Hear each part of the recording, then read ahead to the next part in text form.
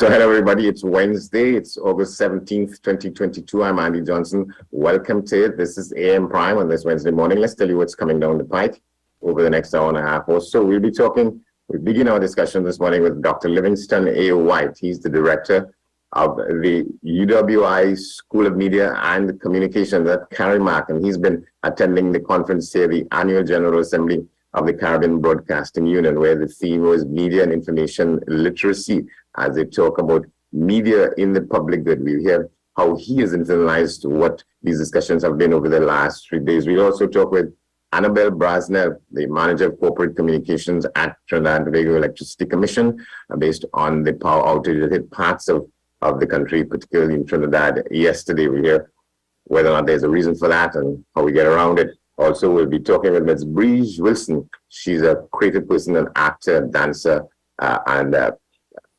performer as well, who has gotten some major scholarships from the European Union. She'll be studying in 2 different countries, 2 different universities. We'll talk about what she expects her experiences to deliver.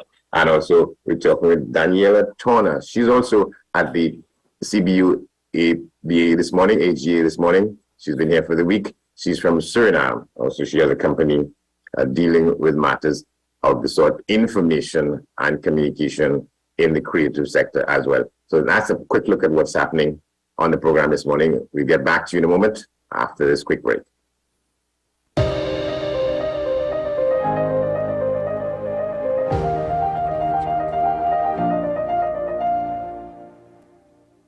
Welcome to the American University of Barbados School of Medicine. We offer 2 comprehensive MD programs, 5.5-year program for high school finishers, and 4-year program for college graduates. The American University of Barbados has been accredited with the Barbados Accreditation Council, BAC, and has been accredited by CAMHP. As the medical school has affiliate hospitals at Baltimore and Chicago in the USA and the Caribbean islands.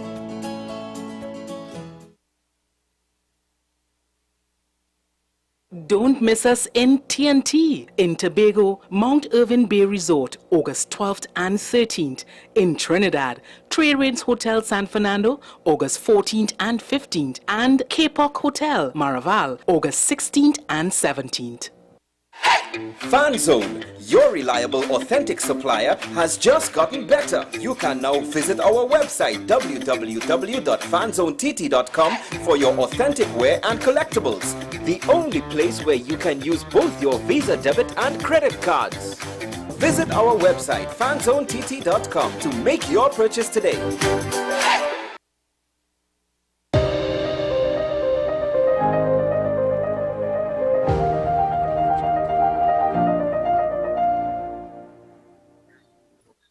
Welcome back to the program. We begin our discussions this morning now with Dr. Livingston A. White. He's the head of the CARIMAC, that's the Caribbean Institute for Media and Communications, based at the Mona campus of the University of the West Indies in Jamaica. So he's been at these talks here, the 53rd Annual General Assembly of the Caribbean Broadcasting Union, and talking this round about media and what is called information literacy, to try and get around the issue of providing media and information for the public good. Dr. White has agreed to talk with us about what he has internalized and how he will work to impart these perspectives to his charges back at CARIMAC. Good morning, Professor, Doctor. Good to see you. Thanks for coming on. Good morning, Mr. Johnson. Thanks for the invitation to be on morning television. In Trinidad and Tobago, right? And thank you very much. So let's get a sense of how you have internalized these discussions over the last couple of days, particularly as the sub-theme was about trying to combat what is called misinformation and disinformation. That's right. So the theme, media and information literacy, we can really see this as a response to what, is known in the literature as MDM events. You mentioned the word misinformation, disinformation. There's also malinformation. And what this is really saying to us is that, media in the Caribbean are being very responsible and proactive in having discussions on how we can use media and information literacy strategies to help their own workers as well as their consumers, their audiences, to be more critical consumers of information and to avoid sharing instances of MDM. That's misinformation, disinformation, and malinformation. Yeah. What do you think it takes to get over the hump in the understanding where sometimes we are led into providing information to the public that doesn't stand the test of the scrutinies that are required? Yeah, the scrutinies of fact-checking and verification and so on. You see, we're living in an information age where almost everyone has access to smart devices, to a telephone, a cell phone, where you can create content. We call that user-generated content. And, you know, in times of crises in particular, or on any given day, there is uncertainty. You know, we just saw in the COVID-19 pandemic where, you know, you had instances of the sharing of misinformation and disinformation. And usually individuals are keen on helping each other. You know, when there is uncertainty, we try to fill that information gap by sharing information, you know, and people are usually quick to share without first doing the fact checking and the verification. And I think the whole idea behind media and information literacy is to develop that ability to ask yourself some questions before you quickly share information that you receive. How can you be very critical of the information that you access? How can you verify that it is actually valid, true, before you then share it? Because what we're saying, you know, I have to make a distinction here for you. Misinformation is information that you will share that you think is accurate, but it's actually inaccurate. So you'll hear people say, I've been misinformed. That one is not so bad. Disinformation is really where the challenge is. And you'll see that yesterday we had some sessions on the disinformation challenge. Now, disinformation is the deliberate sharing of inaccurate information, and it's done with the intention to harm someone or to, cause problems in society. So again, the challenge is really to see how we can overcome those instances where individuals would want to deliberately share inaccurate information to cause problems. Yeah, how does that stack up against when I entered this media business, there was a phrase that veterans used to use, those people who are committed to providing the information they have. The term was publish and be damned, because in a lot of cases, the environment was such that people in power and authority have the impetus to the instinct of holding back rather than to provide. And the press in that time, to some extent, it's still like that. And with the increased competition, publishing things that we believe people don't want to get out. But now there's a lot of damning with the stuff that we publish because we compete with all these other kinds of new media forms and so on. Yes, so we're talking about that competition, especially between your legacy, your indigenous media, your traditional media, your radio, television, print, and now the newer forms of media, social media. And when you look at how these platforms are established, how they work, we know that on social media, you get followers. You get followers based on the content you share. You get likes and so on. And so these platforms encourage this type of behavior. It's not just the traditional media where you're saying that, yes, you were quick to share information, be published and be damned. But now on social media, it's all about also getting followers, getting the likes and so on. And so you want to be the first to share. You want to be the source of certain types of information. But I think the good thing about the media and information literacy strategies is that, it can't just be for consumers. It's also for media houses working internally. At the Caribbean School of Media and Communication, where we deliver various academic programs, we incorporate this into our curriculum. So our students are being trained already. These are strategies, that we expect to be shared with youngsters, not only adults. We heard yesterday in some of the discussions, UNESCO, for example, talking about their media and information literacy strategies with their Global Alliance projects that they have. We had Dr. Alton Brittle speaking on that yesterday, and a number of other speakers talking about how we can continue to use media and information literacy as a solution, as a response to these strategies. So in our curriculum, we have undergraduate programs at Caramac in journalism, animation, digital media production, integrated marketing communication, as well as film production. And in all those programs, we do have discussions with our students on their responsibilities as content creators to be sure that they are evaluating content, sharing content in a responsible way. I'm happy to announce that, this year we entered into a partnership with the CBU, where our master's programs, the master program in particular in media management, we will be allowing members of the CBU member stations to join these programs online. They can access training online. So that is one way in which we at Caramac are also helping the discussion, because in these media management courses, they would also be exposed to training in how to handle incidents of MDM, your misinformation, disinformation, and malinformation. Yeah. And again, a part of the sub-theme was against the background of the proliferation of social media equipment, and so everybody has access to it, and that has sort of impacted the legacy media in a big way.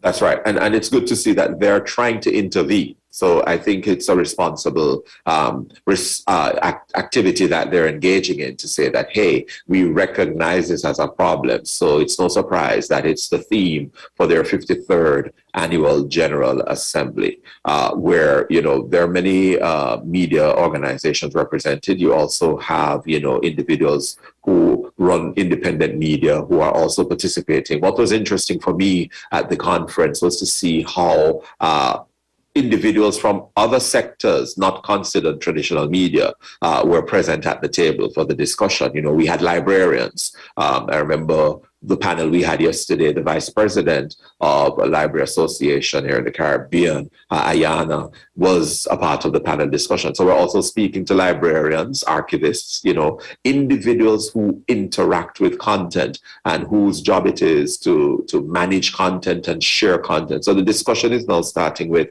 the media managers, the journalists, your librarians, and so on. And my hope is that the conversation expands to involve other information professionals, as we would call them, your persons working in information technology, your IT officers, your computer science officers, computer studies. These are individuals who are also helping to manage the platforms on which the information, the instances of misinformation and disinformation are being shared. So I think it's a conversation we need to continue to expand. And thanks to you, Andy, for having this discussion and helping to bring it to the public space. So individuals should continue to seek out ways to manage misinformation, disinformation, malinformation. I'll tell you, many persons will ignore this and say, hey, this doesn't affect me. But imagine when it is your information being shared in an inaccurate way and the information is about you. You never know.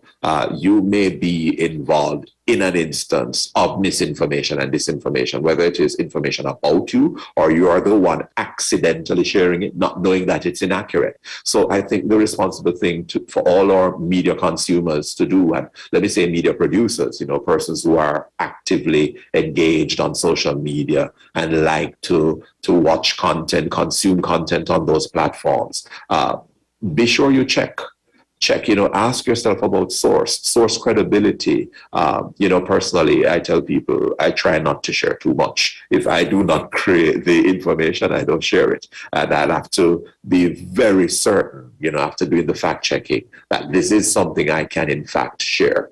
So it's something that we all have to be responsible about doing. Yes.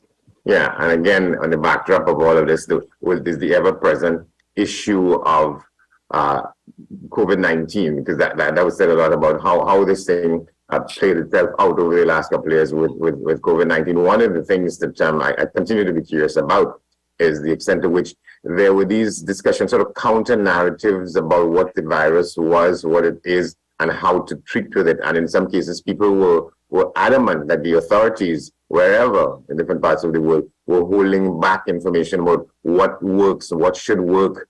And so people trying to put these things out and calling people to account for yes why. And so again we talk about the information gap. the uncertainty. People are uncertain. And, you have lots of information in your typical communication models. We talk about the sender, the receiver, the message, and there's a lot of noise, okay? And so that's what we're experiencing now. It's a lot of content out there, and persons have to be able to, sift through all of that to be able to make a decision. So media and information literacy really is about making that decision on whether or not you share information. And sometimes the person doing it, you have good intentions. You have good intentions. You're trying to fill a gap. People are uncertain, and uncertainty is not a nice thing to feel or to deal with. So you need that information just to be able to cope with the situation that you're in. And this is not just something that became evident only during the COVID-19 pandemic. We've been having instances of misinformation and disinformation even before the pandemic. I think the pandemic highlighted that this phenomena existed. We can think back to many other public health emergencies, many other crises where people would have a need for information. And I think what is important in all of this is that organizations that have to provide information to their various stakeholders do so in a timely manner, because in the absence of that official information, there are individuals who will step in to provide other types of information, whether it is misinformation, disinformation, to fill the information gap. So that's what we're really dealing with here. How do you continue to fill the information gap and keep your stakeholders informed in a responsible way? Yeah, and we just have a couple of minutes, but I wanted to raise the issue about public media versus private media, because you have this agency called the Public Media Alliance, and it says it's media for the public good, but at least in our understanding, at least in some of us, public media is state-owned media, and there are lots of questions about what that even people in public positions see it as, what is called government propaganda, and it's not trusted a lot of times, and public media houses don't fare well in the rankings and the ratings in any society, certainly in this part of the world. Yes, so the Public Media Alliance is a participant, a partner in this particular conference, and they're also contributing to the discussion about how we can handle the disinformation that's being shared. And so when you come to public media, we know, yes, traditionally, these media entities are characterized by interference from government wanting to control media and so on. I think that there is need for that conversation to keep happening to see how we can restore trust in these public media entities. I know they're challenged for resources, and so this is why, you may see some of what's happening in the way it happens. But we all have to realize that the media are public good, yes, especially public media, because we serve a role in national development. It's not just to share information for the sake of sharing information or to get someone more airtime or more, exposure. We need to use these channels in responsible ways. And so we need to continue to regulate these entities. We spoke about media already self-regulating, co-regulating, and governments will have to be able to work along with public media journalists, officers, to see how best we can continue to provide the public with accurate information for their own development. All right, Dr. Livingston A. White, Director at CARIMAC. Thank you very much for talking with us on this subject this morning. Thank you, Mr. Johnson. You're very welcome. We're going to take a break, and when we come back, we get the latest on what transpired, what happened, what's behind it, how we're moving forward with these patches of power outages across Trinidad last evening. Stay with us. This is AM Prime.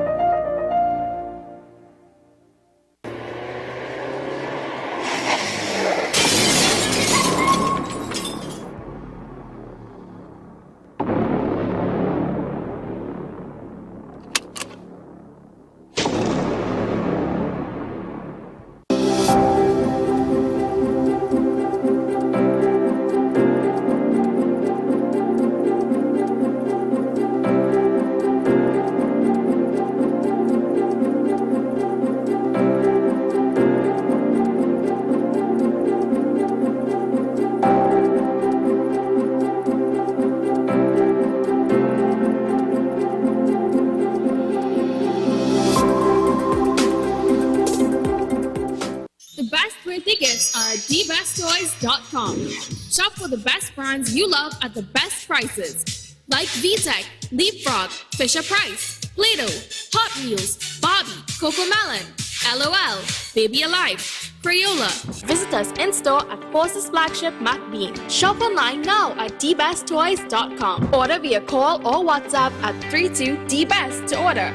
And remember, we have the best toys at the best prices.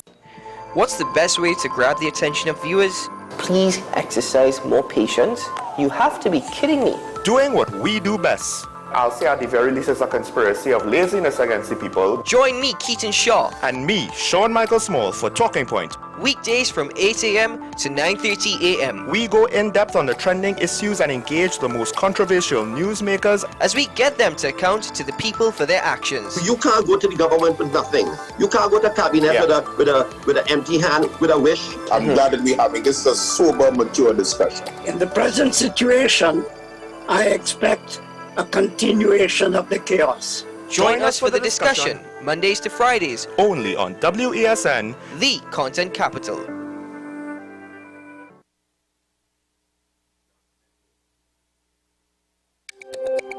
Every word, every line, every paragraph depicts a real moment in someone's life. A father, a sister, a mother, a brother.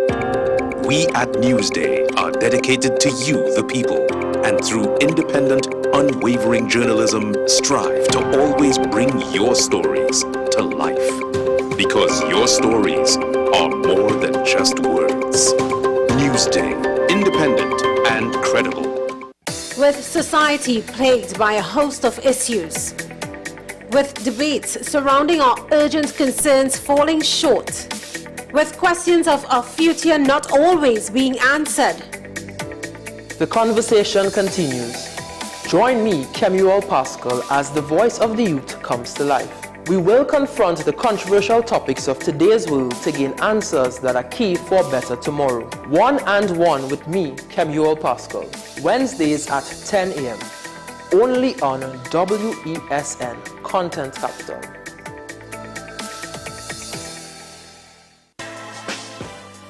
Let your voice be heard. Call Madam Fix It on WESN, the only place that effectively helps you with your woes.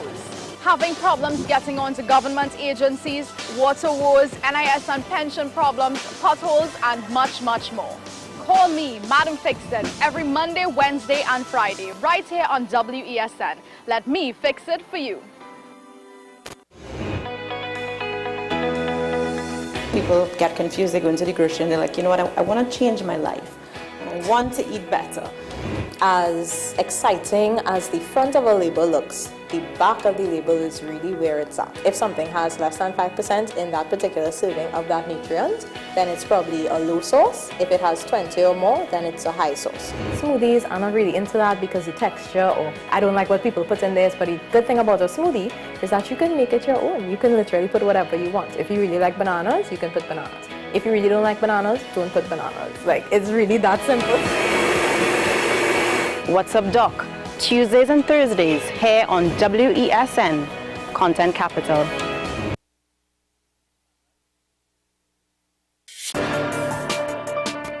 People really want to know, what about me? Where do I fit? Yes. What is in the ride for me in terms of a better Trinidad and Tobago? And I'm pleased to shed some light on that. The purpose of bail is to ensure your attendance at court. That's it.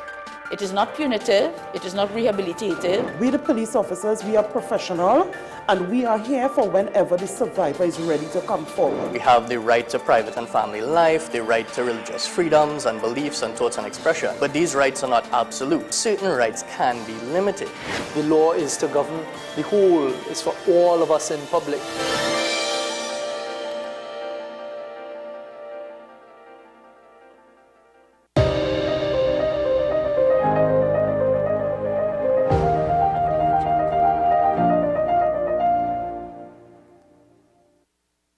Well, consistent with and following on from a previous discussion, this is a good example of what it probably means when we talk about public information for the public good. Our next guest, Annabelle Brasner, she's the manager of corporate communications at the Trinidad and Tobago Electricity Commission. She's talking with us this morning, the morning after what appears to have been massive power outages in various parts of the country. What led to it? What's the situation is as we are waking up to this morning? Annabelle, good morning. Good morning. Good morning, Andy. How are you? Good, thanks. How are you? I am okay. Thanks for having me and giving me the opportunity to provide an update to the public. So as you said, yes, we did have a major disturbance last night. It affected only Trinidad. Tobago went along smoothly. At around 7 p.m., there was a landslip in the Rosalac area, which severely compromised one of our 220 kV, that's 220,000 volts, transmission towers, causing with the land moving, the tower base essentially, the tower moved as well, and it put some strain and tension on the lines connected to the other towers, which by the sheer opposing force would have caused the top of that tower to fall, essentially kind of breaking in half. And we lost supply to approximately 30% of the customers in Trinidad. The last set of customers came back on just after 1 a.m. at 1:13. The last set of customers in St. Lucian Road in Diego Martin were back on supply. All right. So what was it? Let me ask you, well, how much sleep you got in trying to deal with all of that? I got a few hours. Yeah. All right. So it's back to normal now. No, it's not back to normal. It's back to normal in that customers have supply, but we are not out of the woods as yet. The IPPs were able to bring their additional machines on last night, and we were able to get people on. But a natural process in the use of electricity is that people use less electricity overnight because you're sleeping, and therefore we had more available capacity to feed everybody and to get everybody back on. However, because that segment of the line is compromised and we are not getting as much power as we can out of the plant in La Brea, we actually are in a situation where we have to ask customers to conserve electricity today. The name of the game this morning is conservation, because we want to avoid having to do rolling blackouts or rolling load shedding as the morning goes forward. And so if customers conserve electricity by not using bigger appliances such as your AC units, that's a major user of electricity. AC units, dryers. If you don't use that, then it means that we have available capacity for more customers to be able to stay on supply.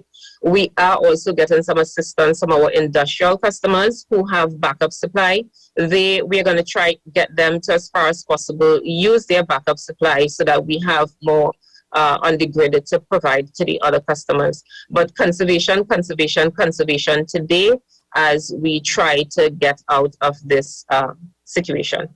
Yeah, as you talk about that, you use that term, and I'm talking here from Scarborough, Tobago. In fact, Gong Point, attending this conference of the Caribbean Broadcasting Union, talking about public information for public good. And you talk about the need for conservation. There used to be periods when that was a subject of discussion that ICNTT had mounted. You think in these times you all consider going back there and providing advice and information about people to conserve electricity regardless, such that at times like these we have it sort of in our bones, because a lot of people pay no attention to how much they use, what they keep on, and the rest of it in normal times.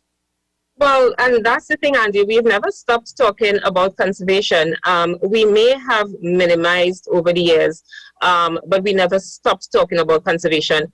The reality is that because of our low electricity rates, the conservation habits in Trinidad and Tobago have not moved as fast as we would like them to move. And you would be aware the government has been trying to push the country and the members of the public, citizens, to more energy efficiency and energy and conservation.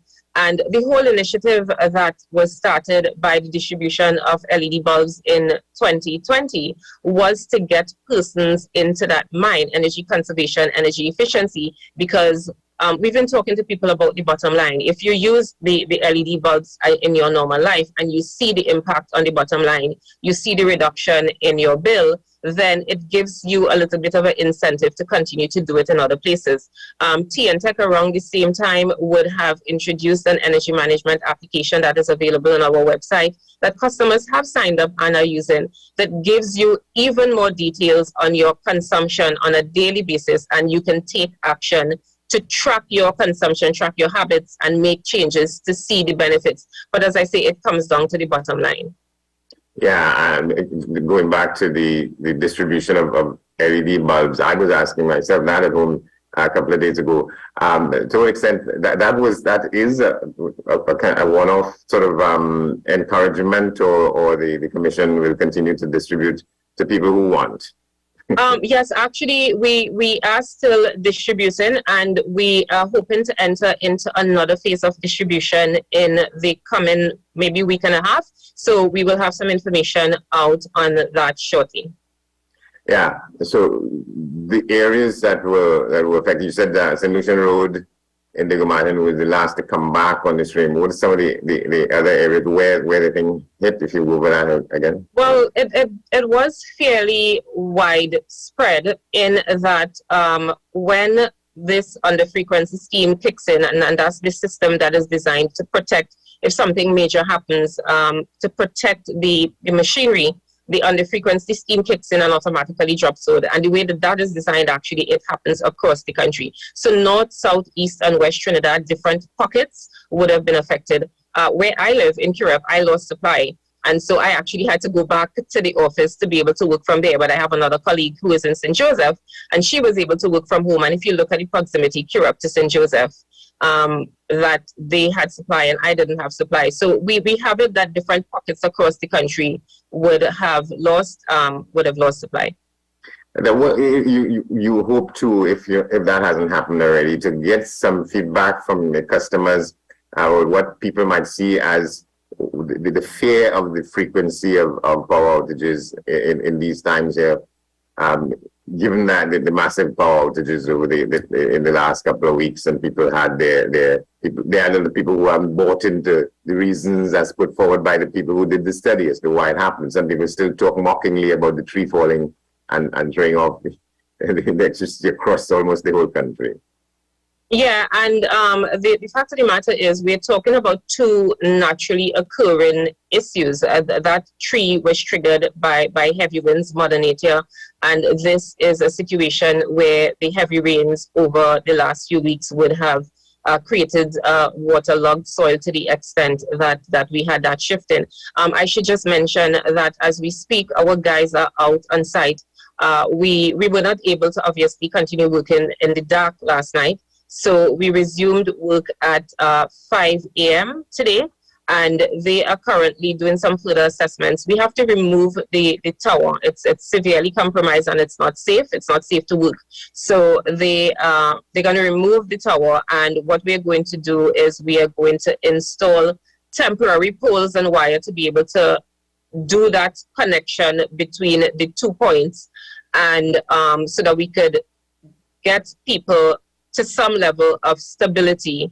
And the permanent solution in terms of replacing that pole is going to take some time. But as you said, it is a natural issue in terms of Mother Nature at work, and we're forthcoming with the information that is what it is, unfortunately, and we are trying to get customers stabilized as quick as possible. All right, Annabelle, thank you very much for talking with us on this morning. Thank you very much, Andy. All right, Annabelle Brasner, the Manager Corporate Communications at ICNTT. We'll take a break. When we come back, we should be talking with Daniela Turner. She's a Surinamese media owner. She has a company called the Dime Network.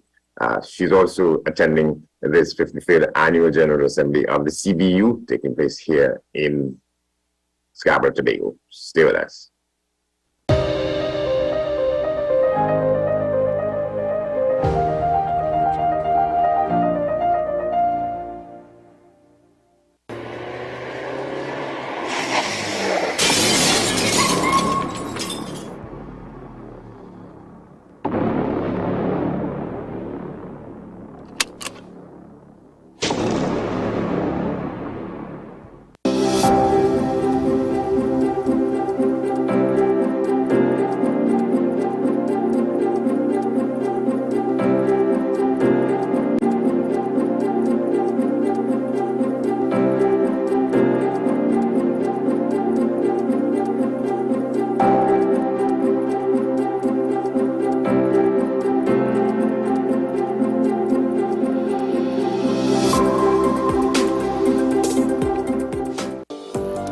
Join me, Sule A. Joseph, as I delve into the day-to-day psychological issues plaguing our society.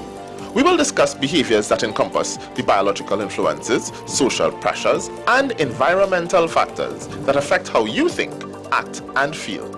Site, Thursdays at 11 a.m., only on WESN, Content Capital.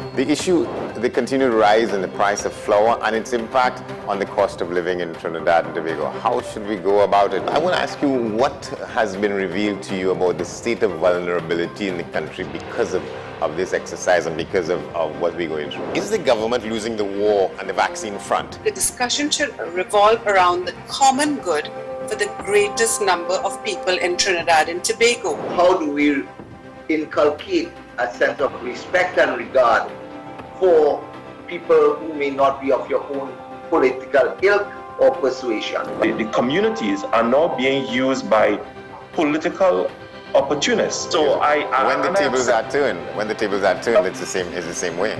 Okay, this has been 10 questions. I'm Andy Johnson, and we'll see you next time. Is it politics? What is it? Is it that nobody cares about sports? The kind of support that sport used to get in the past is no longer here. The thing is, taking a knee doesn't mean that that's the only thing you're doing now, Andy. Right. Taking a knee along with other stuff. Samantha, what are you looking forward to when you return home to Trinidad and Tobago after winning the title? Thank you very much for speaking it into existence. Is it no pressure on Nicholas Paul? It makes me more motivated to work hard and to go out there and rep the white and black. Why are we sending a team to the Winter Olympics? There are a number of Trinbagonians who are in the diaspora and have grown up in winter sport. It's an opportunity that the Trinidad and Tobago Olympic Committee will not close the door on. I also believe in the players that we have. Once you can motivate the players, you can get the best out of them.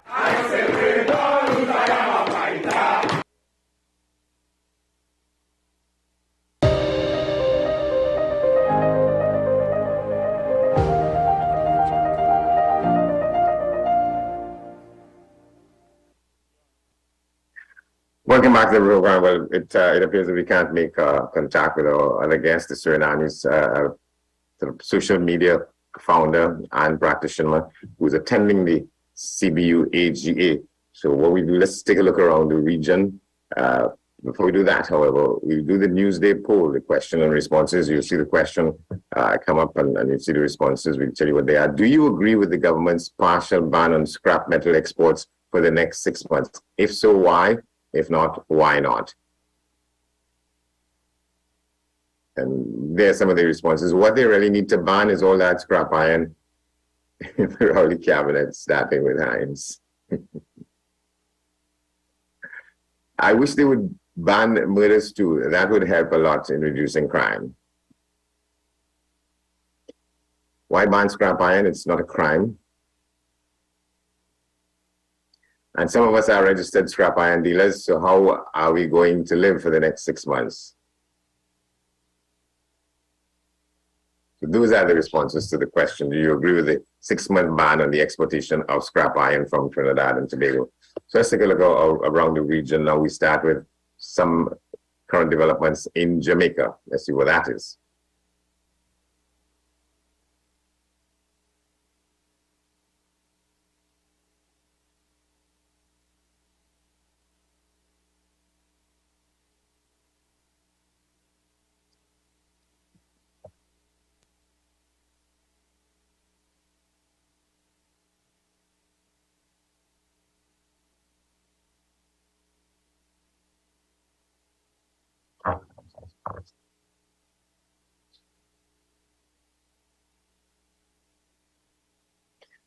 So we take a break, sort out some challenges in the reproduction of the material there. So stay with us. We'll come back shortly.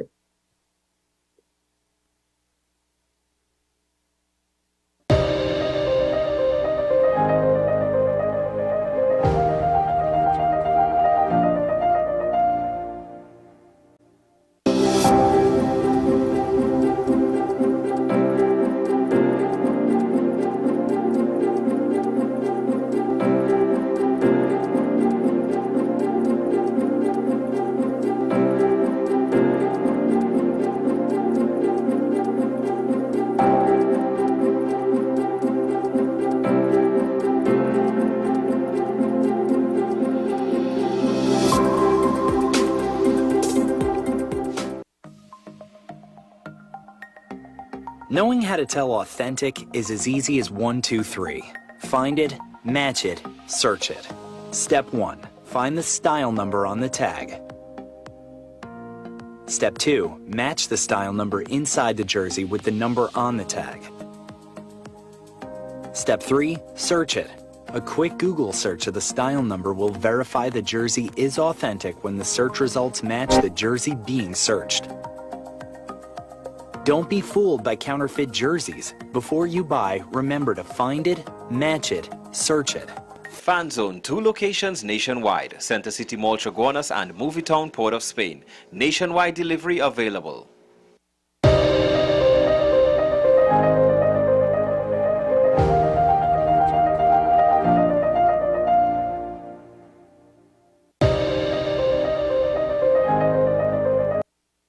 Prosecute them. As of now, no one in Jamaica should have an illegal firearm. We have been giving you warnings about this. If you're caught with an illegal firearm, if you're dealing in firearms, if you're trafficking illegal firearms, if you're using illegal firearms, you will face very harsh punishment. Oldness said in an address to the Young Jamaica Era Council 1 conference at the Jamaica Labour Party JLP headquarters on Belmont Road in St. Andrew. Young Jamaica is a youth affiliate of the ruling JLP, stating that the government has been working very closely with United States authorities to put an end to gun importation. Holness said, "Those people are putting the guns in the barrels. I tell you, I'm working on that element. We're going to get some of those people who are disassembling the guns and putting them into the rice bag, putting them into the soap, and sending them in the barrels. We're going to get you."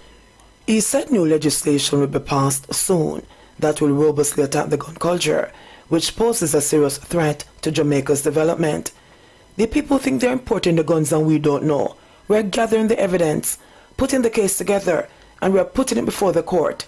You're not hearing us out there running up our mouth and saying all kinds of things. We are serious about treating with this gun issue, he said. When the new legislation is passed, find a way to turn over the gun to the police. We might even give you some amnesty because we're going to make it unprofitable for you to have an illegal firearm, he said. He argued that the circumstances of each specific case cannot be used as basis for judgment and clarified that he wasn't making any commentary on the judicial system. That system must change, and you have to therefore put in place strong measures, including a legislative process that changes the risk-reward of owning a firearm and the interdiction and enforcement system, he continued. Holness pointed to the Get Every Legal Gun campaign launched earlier this year, which was used to strengthen efforts against the illicit importation of guns through the country's ports. Earlier this year, Minister of National Security Dr. Horace Chang had credited improved technological solutions and increased collaboration between the Jamaica Constabulary Force, the Jamaica Customs Agency, the Major Organized Crime and Anti-Corruption Agency, and the Jamaica Defense Force for successes in the campaign. The government said a reward system is embedded in the campaign, under which between $250,000 and $500,000 is paid out for illegal weapons. That feature calls to mind something called the Arms Trade Treaty, a treaty at the United Nations in which Trinidad and Tobago was a principal sponsor and negotiator for it. And it was meant to move against handguns on the streets in Trinidad and Tobago and across the region as well. We have to ask ourselves, where has that gone? What has happened with that initiative, which is now in place? Because we are in a similar situation with guns on the streets available to every and anybody who so chooses. Well, let's take a look at latest developments in Grenada now. Despite it yet being made official, Simon Steele, who is the former Climate Resilience and Environment Minister for Grenada, is set to become the next Executive Secretary of the United Nations Framework Convention on Climate Change. The news first broke on Climate Home News, which hinted at Steele's appointment as the next UN Climate Chief. Steele has been a visible figure at UN climate negotiations, often calling for the world's largest polluters to set more ambitious climate goals and to deliver finance promise to vulnerable countries, including small island nations such as Grenada. All parties need to step up and continue to lean forward. This is not about one party, it's about all of us. There are some who bear the greater responsibility and the greater burden They all must step up. He represented Grenada at the United Nations Climate Change Conference, COP26 in Glasgow in November last year, where he told international reporters that Grenada is particularly under threat from the effects of climate change. The former minister has lauded COP26 as the most important climate change conference since the 2015 Paris Agreement. The text is balanced. It's in accordance with the Paris Agreement, and it addresses the gap and how we should move forward. It keeps 1.5 alive. It does keep 1.5 alive. It keeps 1.5 alive. If there are attempts by parties to weaken that, then that would be an issue. Do you think there's a danger that the fossil fuel paragraph will disappear? We hope. It's important. It's a critical element in keeping 1.5 alive. Still would take the helm as the UN climate chief a few months before Egypt hosts the next UN climate conference, COP27. As we're heading up to the top of this hour, we take a look at these developments in Grenada. In St. Lucia, sorry. The destroying of nests by poachers is devastating for the endangered sea turtles. Fisheries Ministry is concerned that people may be tampering with turtle nests. The sea turtle nesting period is currently ongoing, having started on March 1st. Nesting turtles and their eggs are protected during this time. Recently, in tracks that were left behind, the turtles may have been taken, and it is something that we want to continue to ask St. Lucia citizens to report, be observant, especially along beaches where you have vans and persons looking on to interfere with nesting turtles. I must also remind us that the nesting period, nesting turtles and their eggs are protected, and it is something that we must be mindful of the importance of the sea turtle fishery. Dogs are also threatening the survival of hatchlings. We still have a number of reports that are sent to the department. We have dogs that interfere with nests. At least 3 of our recent reports, we had one in Marisil, one in Choiseul, where dogs actually dug up nests or fresh nests where a turtle would have come up to lay. Again, for persons to be mindful of those dogs, their stray dogs, or leaving their pets, just leaving them in nature and the impact it could have on the sea turtle fishery. The public is encouraged to share information on any activity they may stumble upon. We urge persons to report or any nesting activity, whether it be hatchlings or any sea turtle activity they may encounter or observe. We're asking persons to submit that information to the Department of Fisheries. I must applaud, a number of persons have been reporting. We have some consistent walkers and persons within the communities who would call with information when they have that. And it's tremendous and really something that we need to applaud from the department, those persons who continue to make those reports available. Information submitted to the Fisheries Department will help officials develop a clearer picture of the nesting season. The sea turtle nesting period is set to end on November 30th, 2022. All right, we head up to the news at 7 o'clock. On the other side of that, our discussion with Ms. Bridget Wilson, a multi-talented creative, as we call such people now, in our midst. She's gotten some major scholarships to study in France and in Italy through the European Union. We'll come back with that. Stay with us here on AM Prime this Wednesday morning.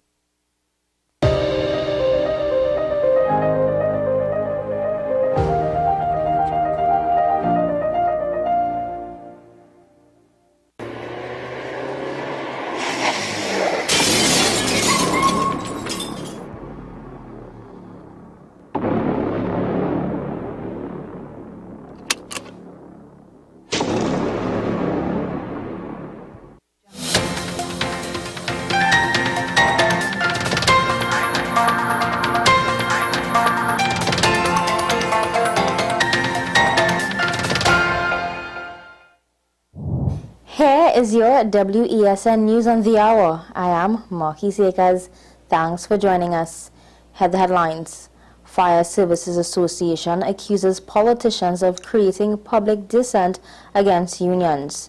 Businesses being affected by crime. TTPS Social Welfare Association disagrees that there is a high level of corruption within the TTPS. Now for the details. The president of the Fire Services Association, Leo Ramkisoon, is of the opinion that politicians are trying to create a public dissent against the trade union movement by speaking of ongoing negotiations on public platforms. Speaking on WESN's AM Prime, Ramkisoon suggests that such actions are irresponsible. I observe some politicians are engaging in discussions centered around the percentage and how it will impact the economy on a public platform and so on.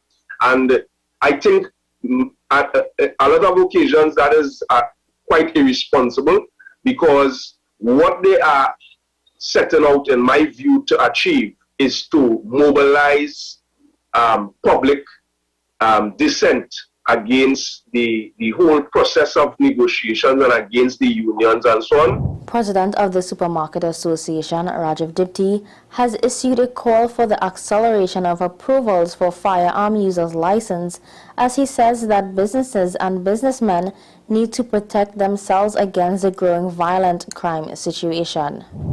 We're going to be looking at firearm users' license again. We have businessmen who are lobbying seriously because we need to be able to protect ourselves. Where we look at the issue of VAT refunds in particular, it's been an ongoing issue. So we've made suggestions to look at it in creative ways, perhaps looking at offsetting the VAT refunds against the business levy and the corporation tax.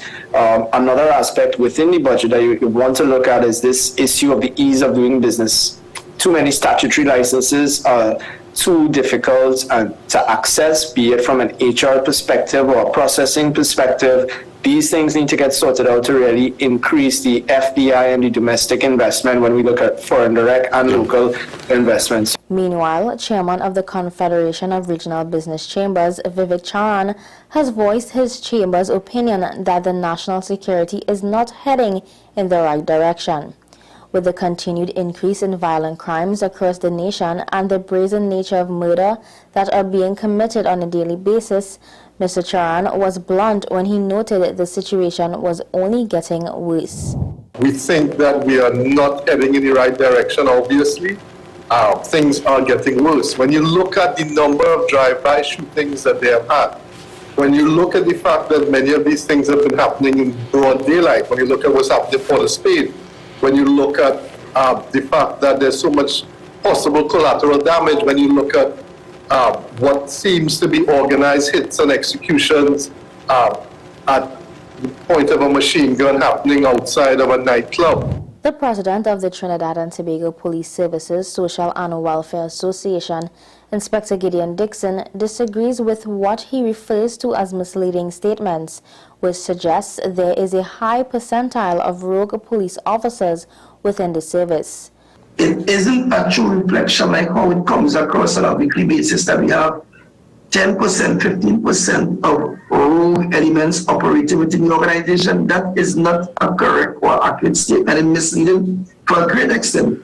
And additionally, I am saying that yes, we are supposed to be held to a higher standard, but even with that, you ought to compensate us so that it goes in conformity. Well, that's news to the hour on WESN. I am Marky Sekas. Thanks for watching.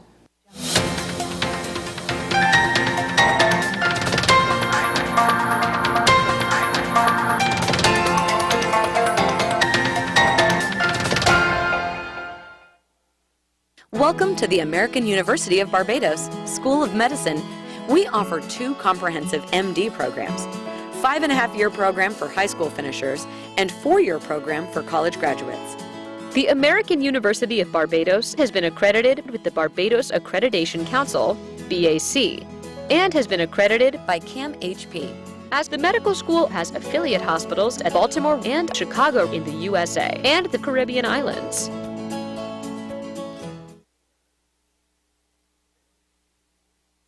Don't miss us in TNT in Tobago, Mount Irving Bay Resort, August 12th and 13th. In Trinidad, Trade Winds Hotel San Fernando, August 14th and 15th. And K-Poc Hotel, Maraval, August 16th and 17th. Knowing how to tell authentic is as easy as 1, 2, 3. Find it, match it, search it. Step 1. Find the style number on the tag. Step 2. Match the style number inside the jersey with the number on the tag. Step 3. Search it. A quick Google search of the style number will verify the jersey is authentic when the search results match the jersey being searched. Don't be fooled by counterfeit jerseys. Before you buy, remember to find it, match it, search it. Fan Zone, 2 locations nationwide. Center City Mall, Chaguanas and Movietown, Port of Spain. Nationwide delivery available. Get ready for an explosion of music an August evening at La Jolla Auditorium featuring Leandra, Tricanal, David Baru and Marva, Nathaniel and from Tobago, John Arnold and Lynette Lewis. August 20th, $250. La Jolla Auditorium from 6 p.m. For more info, call 747-4289 or 262-2584.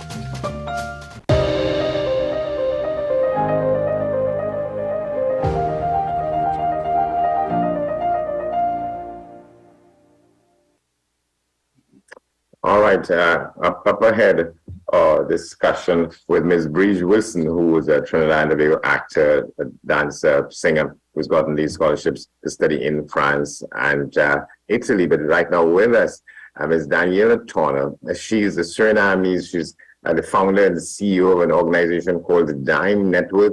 She's been attending this AGA, the 53rd Annual General Assembly of the Caribbean Broadcasting Union, where the discussion has been about media and information for the public good, discussing media and information literacy.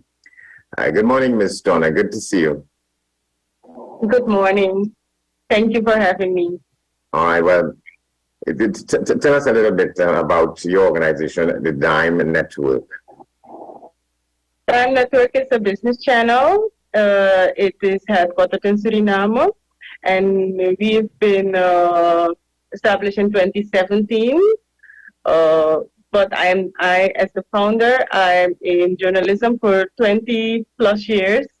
And what I've done with Dime is to put all my experience, my knowledge, but also my vision for what I want with media in Dime. And what is it? What is it that you want to get out of it? From this, well, when people ask me, I say that we are a media-based advocate for social change. So everything we do has to resonate with that. We want to bring positive change in the topics we are covering. And we say, of course, we're a business channel. And when you say business channel, people think, oh, okay, you're doing financials and so.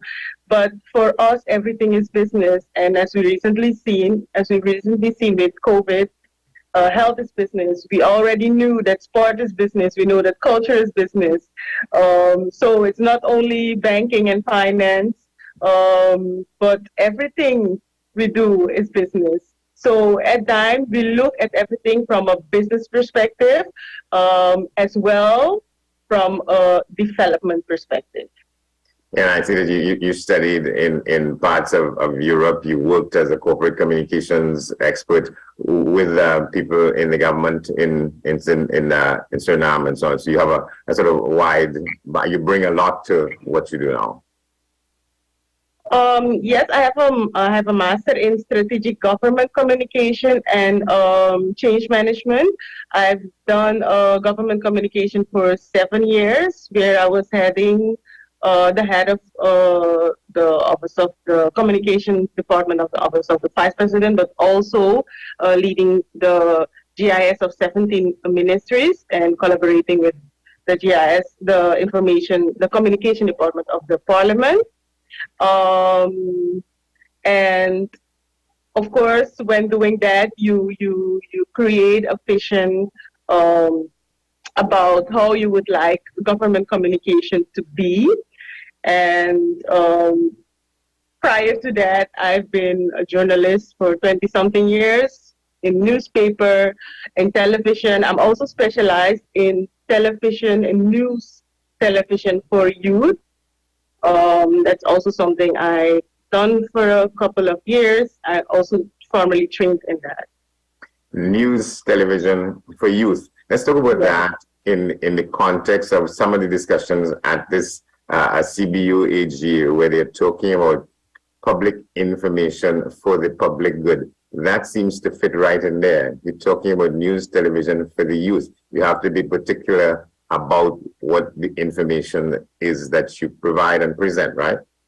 Yes, true. And the best way to do that is to really not that you do it, you facilitate the youth in making their own news. Because often we think that we have to bring them on board or not, but in the most we bring them on board and then we tell them what to do and how to do it.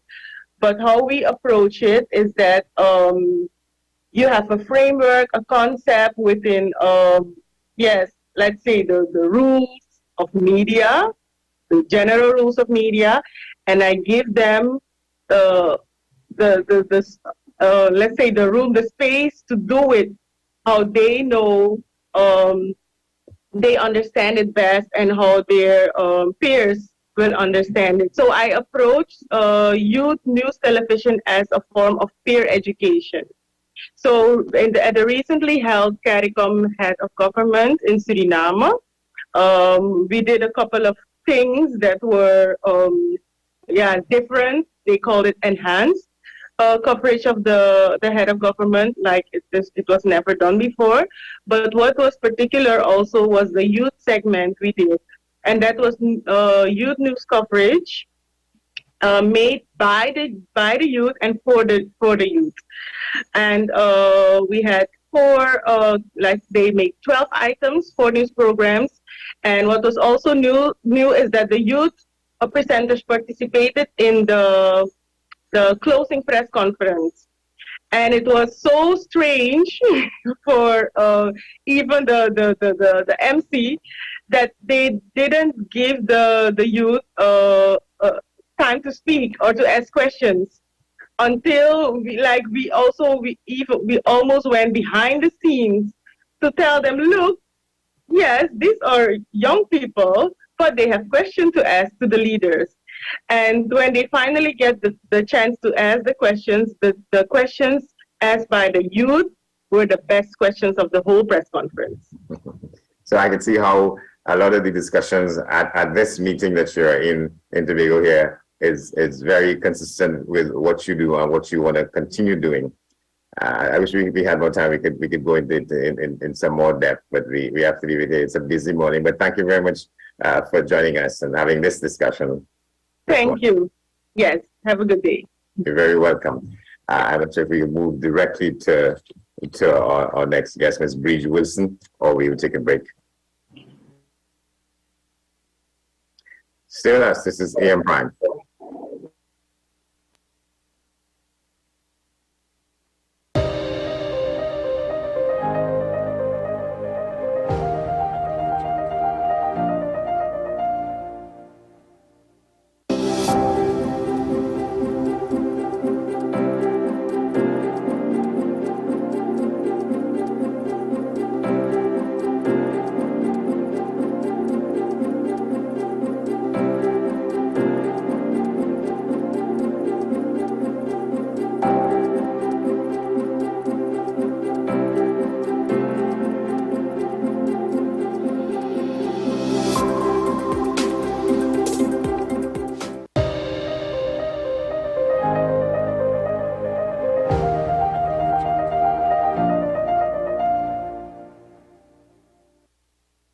Welcome back. Well, with us now, Ms.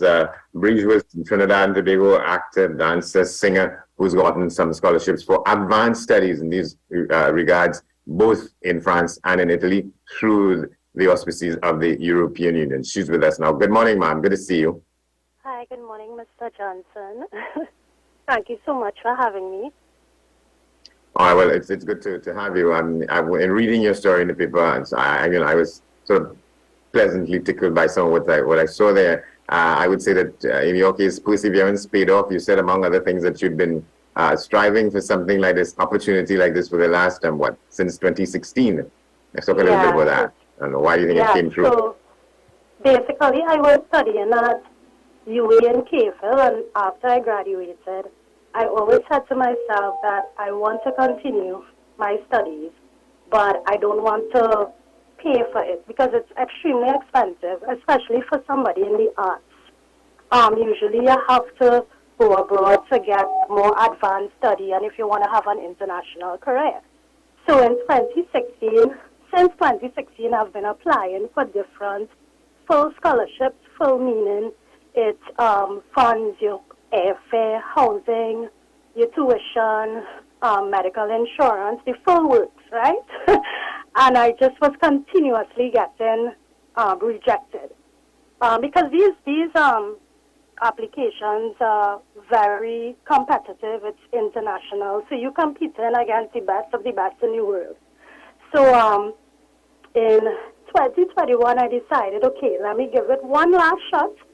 But this was the first time I actually applied for the Erasmus Mundus scholarship, which allows you to study in at least 2 or more countries in Europe to do your master's if you get through. So, I just applied. I took about 4 months to get everything organized. I applied for 3 programs, got through it all 3, but only got the scholarship for 1, and that's the one I took. So that's basically my story in a nutshell. Erasmus scholarship. What are the features of it? Why it's called that? Okay, Erasmus, because it's a European. It allows you to study in different countries in Europe. Now there are over probably 150 programs you could choose from if you go on the website. So you could choose how many ever you want to apply for. But I applied for 3. It has really interesting programs, like from robotics to if you're interested in building ships, building cars, if you're interested in creating makeup, medicine. It could go however extreme you want to go, you could do that. But the application process is a bit long because you have to write several essays, research papers. You have to do up a CV up to European standards. You also have to get recommendations from your lecturers or your place of employment. And then sometimes, depending on the program you're in, you choose to apply for, you have interviews. You have several rounds of interviews and sometimes even an exam. But Erasmus Mundus Joint Master's Program just basically means it allows you to study in Europe, in some of the best universities. And, you get to travel and you are fully covered in terms of the scholarship. You don't have to pay for anything. So what sense of confidence you had with this one? Because you said it was going to be your last try. And so on one hand, one imagines that you put everything into it. On another hand, you just put it in almost at the end of your line and say, well, let's see what happens. How positive were you? How anticipating were you? Well, one of the things I noticed with my applications before, I was very iffy about it. I wasn't fully confident. And this time around, now this is in my mind, right? I just was like, no, they have to choose me. There's nobody else in the world that is more deserving of this than Breach. So I think it has to start with you have to have like your confidence level has to be on point, right? And then after, it was so interesting because usually I'll have my aunt or like a lecturer correct all of my essays and stuff, proofread it before I send it in. But this time I was just like, you know what? I could write extremely well essays. I didn't have anybody, proofreading it. Yeah, so I just did it, but it started with a lot of confidence in self. And also I believe that, God was in charge. So I just applied. I also did a lot of networking. So because it was COVID and because I applied for a performing arts scholarship, like some of my friends from Barbados had to edit my, a performance reel. So, you know, my friends had to edit it. Some of my friends from who I went convent with, they edited my CV up to European standards. So it was a lot of networking as well, which is extremely important. Confidence, I believe, you know, allowing God to make a way for you and just being positive about it. I also did not let anybody know that I was applying for it. So I was extremely private about my next steps in my life.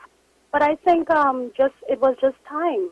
Things just aligned at the right time. I think I'm a lot more mature now to go abroad because there are a lot of other external issues happening in the world, and you have to be prepared for that as well when you're traveling. So I think it was just, you know, at the right timing for me. Believing in myself, believing in God that He'll make a way for me, extreme confidence and privacy. and a very supportive family as well, you know. Yeah. So. And the pictures that we're seeing there, that's you and Ambassador Peter Cavendish, who's the head of the EU delegation, right? Sorry? That the pictures that you'll be displaying here, you know, that's Ambassador Peter Cavendish. He's the head of the EU mission in Trinidad and Tobago. All right? I didn't hear your question. Could you repeat? Yeah, I'm saying that I'm looking at you. So you're in that discussion with, and he's sort of giving you some presence there. That's Ambassador Cavendish, who is the head of the EU delegation in Trinidad and Tobago. Yeah, that was recently held, and he really gave me some very important advice in terms of navigating Europe, and he really encouraged me as well to travel as much as I could, to learn as much as I could, which is extremely important as well. So I was very, very excited to meet him. I took what he said with, like, I really appreciated him spending time with me and talking about just navigating throughout Europe, and also, you know, he gave me some advice in terms of, like, being an artist. Like, it's not just about performing or academia, but it's also a business that you can really get into once you understand marketing and advertising and being an influencer to some extent. So I really appreciated everybody's support. I mean, not just from the European delegation in Trinidad and Tobago, but also my family, my friends, even people I didn't even know.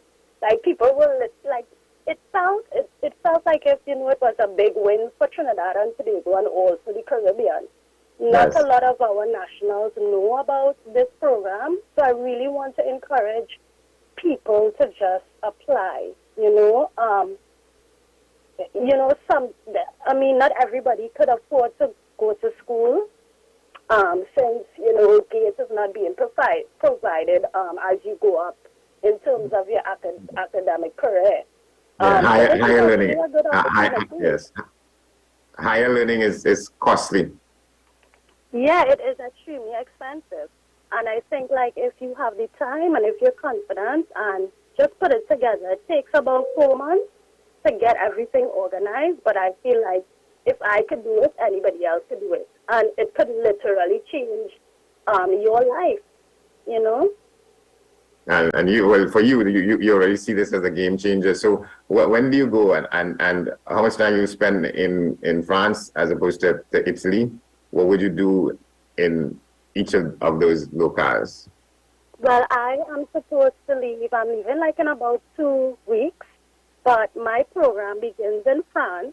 I'm actually not going to Italy, so it begins in France, then I move to Hungary for a year. Hungary, yes. Yeah, and then Norway, back to France, and then London. And then I actually have 3 months where I could pick any country in the world that I want to do my field study or research in for the thesis. So yeah, it's a lot of traveling, you know, and I do think it's a game changer for my career because I've done as much as I could do in Trinidad and Tobago and in our region to some extent, because I studied and lived in Barbados for a while. And I really want to get an opportunity to be in more international productions, also to do a lot of more academic writing about our culture, about our folk culture, our music, our dance, and take it out there. And maybe we could do a lot of different cultural exchanges between Trinidad and Tobago and Europe. Well, from us to you, very best wishes and best of luck. And I want to ask if you're going to come back, or you might find that there's a pull for you to continue going on exploring and so on. But let's see what happens. You asking if I'm going to come back? I didn't. Yes, I was saying that. Yeah, but maybe you get tempted with the world that has opened up in this kind of way, and you very well may be influenced by that. But let's see what happens.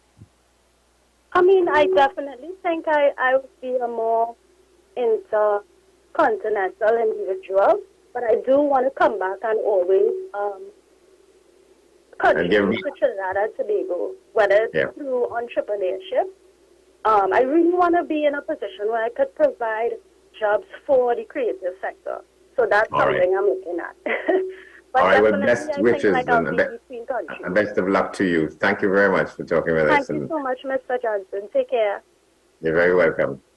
Also, before we go now, we take a look at some snippets from what has been happening here in Scarborough, Tobago over the last 3 days. Today is the final day of the CBU AGA. Let's take a look at some of what transpired yesterday. Now, if it's one thing that we Caribbean people are good at, it's laughing. Even when the situation may not call for it. Sometimes it's a little bit inappropriate. So much so, we could be known to be the most out of timing people. But it's totally okay if you laugh when it's in the correct context. Like this category, for the best comedic item. And the winner is coming out from these nominees from the Great Belize Production, Tilly Islas, WESN Content Capital, WESN Content Capital, WESN, and the winner, We Comedy, WESN. Content Capital, Trinidad and Tobago representing. You know, you got to go to parties, fetes and limes, and to the office. You know, you're in the house with your family, with your kids, with your spouse, with your, you know, the ones close to you. And it's only in those moments where you're away from all those distractions and you're just around your family like that is when you really, really, truly appreciate the parties and the liming and going to work.